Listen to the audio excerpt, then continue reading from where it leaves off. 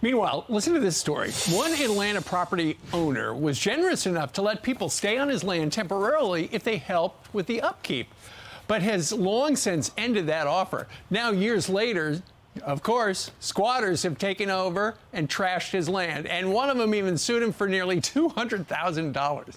Joining us right now, along with his attorney, David Perrie, we've got David Morris. Mr. Morris, good morning to you. Hey, good morning. Thanks for having us. It's great to have you. You know, you've got a big heart. You wanted to establish this nonprofit where people could live on your 9 acres for free if they took care of it, and they did up until the pandemic. And then you closed the nonprofit, but you could not get rid of the people, even though you asked them politely. What happened?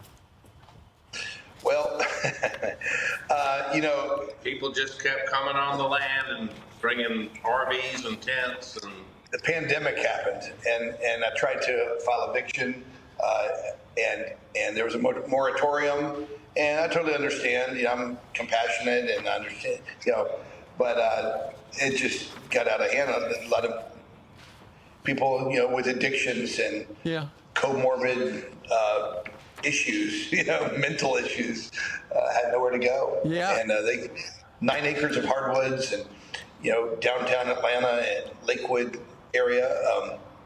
It's attached onto 70 acres of hardwoods, also the Swan Nature Preserve. Right. And so this huge area, you know, for people to camp.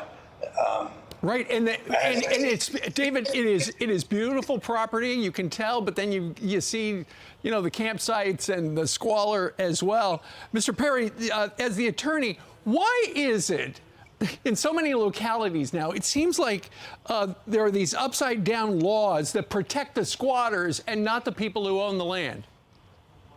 there are, and I think it's a lack of respect for property rights.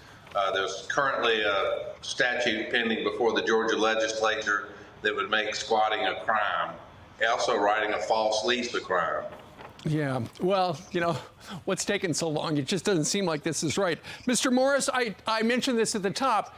One of the people who was a squatter actually sued you for $190,000, and you wound up going to court. He didn't wind up showing up, and so it was eventually dismissed. But right now you're at the stage, right now you're at the stage where you would like them just to simply leave, but they won't. What are you going to do? Well, so now we're at the writ of possession stage, which I've been buying and selling real estate for 30 years in Atlanta, and I've gone through the eviction process many, many times. Now the marshals will call us, and I've told the people who are living on the land, and there's about 8 of them right now, I said, guys, pack up, get ready. You know, the marshals are coming out. This will be about 3 weeks, and I'll have 5 people with gloves and garbage bags, and we have to load everything out of the house and out of, you know, the bunkers that they're living in, the little huts, and get it all moved to the street. We already had to hire a cleanup crew, and they filled up 5 dumpsters with trash that had been left by the squatters. Yeah, I spent $10,000 on cleanup. No, we can see the problem. We get the problem. It's just too bad that you're going through it. And ultimately, this started out as such a nice thing. You wanted to help people. You want everybody off the property so you can build affordable housing there. So let's see what happens next. David and David, we thank you both. You no longer are in Atlanta. You're actually out in California because you've had it up to here. Guys, thank you very much for joining us on this Wednesday.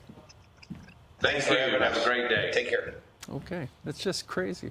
I'm Steve Ducey. I'm Brian Kilmeade. And I'm Ainsley Earhart. And click here to subscribe to the Fox News YouTube page to catch our hottest interviews and most compelling analysis.